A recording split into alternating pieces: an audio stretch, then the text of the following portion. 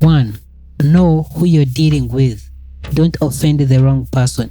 Robert Greene writes, "The highest form of the art of the power is the ability to distinguish the wolves from the lambs, the foxes from the hares, the hawks from the vultures."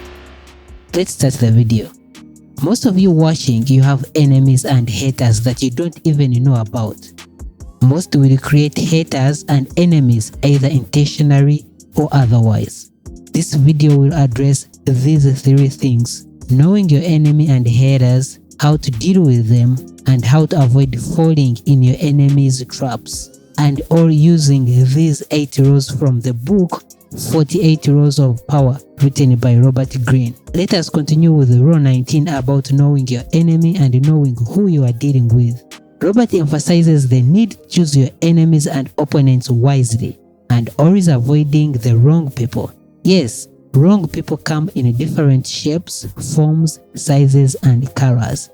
Some might be powerful, some might be dangerous, but others might be just stupid and don't deserve your energy, resources, and power. The significance is learning and measuring these people's characters and not relying on instincts.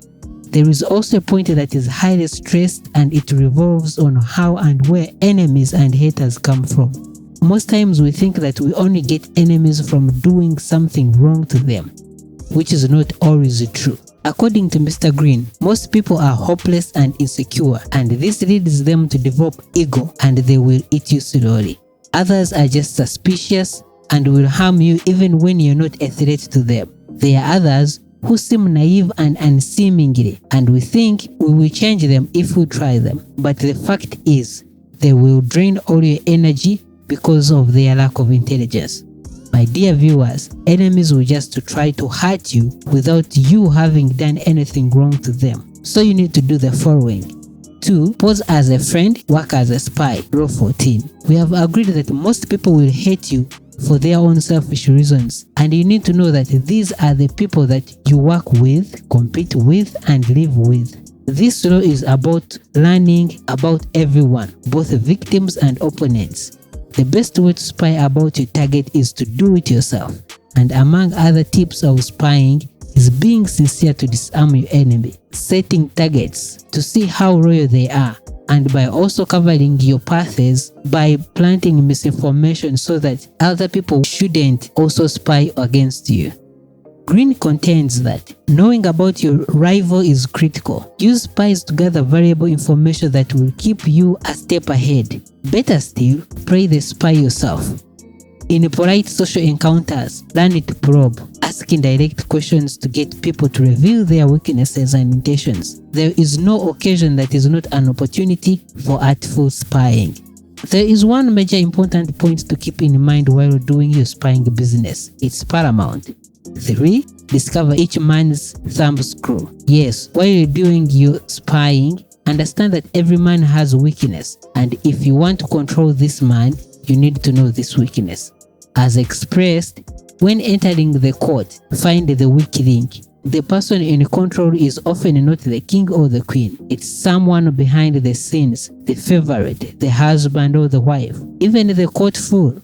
Weaknesses are observed by paying attention to gestures and unconscious signals. Find a helpless child and look for the contrast in their behaviors. Every man has a weakness, either for greed, romance, power, and pride.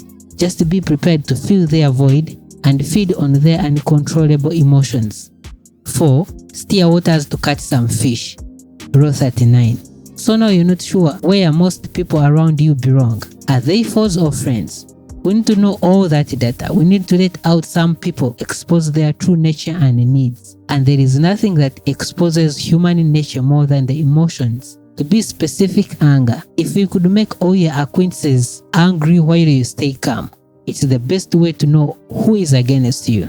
Angry people usually end up looking ridiculous, for their response seems out of proportion to what occasioned it. They have taken things too seriously, exaggerating the hurt or insult that has been done to them. They are so sensitive to slight that it becomes comical how much they take it personally. More comical still is their belief that their outbursts signify power. But steering waters yourself is dangerous. You need to know that human nature is always governed by ego, which in turn leads to envying you and being jealous. And as a must, you have to observe the rule number 46. 5. Never appear perfect. Expect that when people envy you, they will work against you insidiously. They will put obstacles in your path that you will not foresee, or that you can't trace their source. It is hard to defend yourself against these kind of attacks. And by the time you realize that the envy is at the root of the person's feeling about you, it's often too late.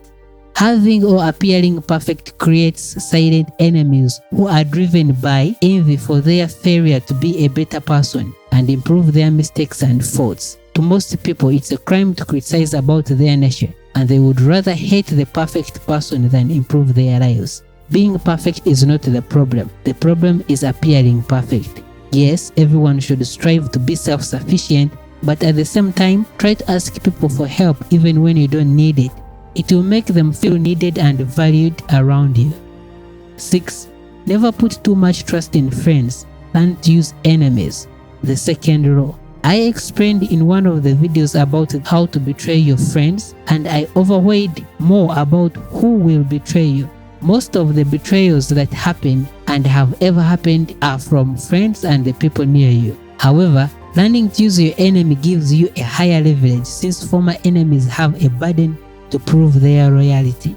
The significance of this role is not to let your friends away or down, but to know which role they support. In most cases, friends have affection on you and are willing to take chances on you, so they will become better candidates for doing that work for you. The biggest problem is that friends are not always open and will try to avoid telling you the truth for fear of getting in an argument, and this leaves them susceptible to envy and ingratitude. If you don't have an enemy, at least make one. The downside of having enemies is that some would try to hurt you, and you might end up facing a challenge of going to a full-scale war. When you find yourself in this scenario, you only have one choice. 7. Crush your enemies completely. Have no mercy. Crush your enemies as totally as they would crush you. Ultimately, the only peace and security you can hope from your enemy is their absence. Allow your enemies no option, annihilate them, and their territory is yours to carve. The goal of the power is to control your enemies completely, to make them obey your will. You can't afford to go halfway. If you have no options, they will be forced to do your bidding. This law is also applicable in our everyday lives. If you're done with your ex, be done with them. Don't call them, text them, or even have any form of contact. If you're fighting your competitor, make sure he is out of the business. An enemy that is half crushed will recover and will do more harm to you to the extent that your own existence will be history. 8.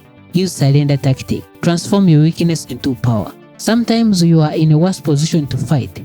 Surrender is the best tactic. You need more time to build your own strength so that you can do a counterattack later. Surrendering massages your enemy's ego and think they have won you, yet you're building your own power. And it's always a stupid step to fight a powerful enemy when you're weak.